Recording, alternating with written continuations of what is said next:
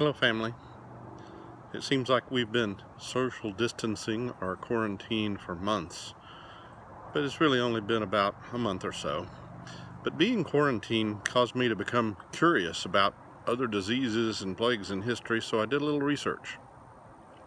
One of the things I learned is that the word quarantine comes from an Italian word, quarantino. It means 40 days.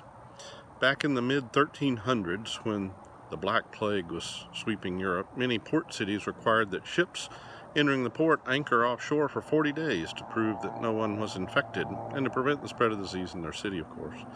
And that's where we get the modern word quarantine.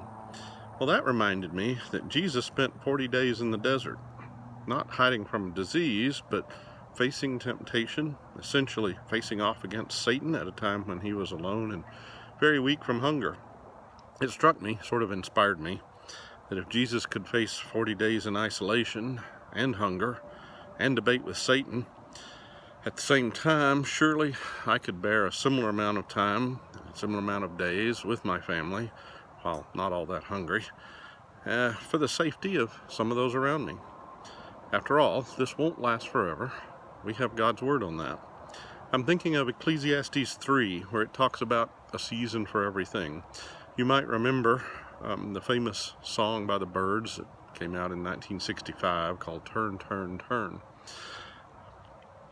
The lyrics of that song essentially come directly from Ecclesiastes 3, from the verses 1 through 8, and they tell us that there's a time for everything and a season for every activity. The part that applies right now is in the latter part of verse 5, a time to refrain from embracing. Right now we're separated. We must refrain from embracing. But the early part of that verse assures us there will be a time for embracing. Keep the faith. Look forward to that time for embracing. It's coming. Goodbye.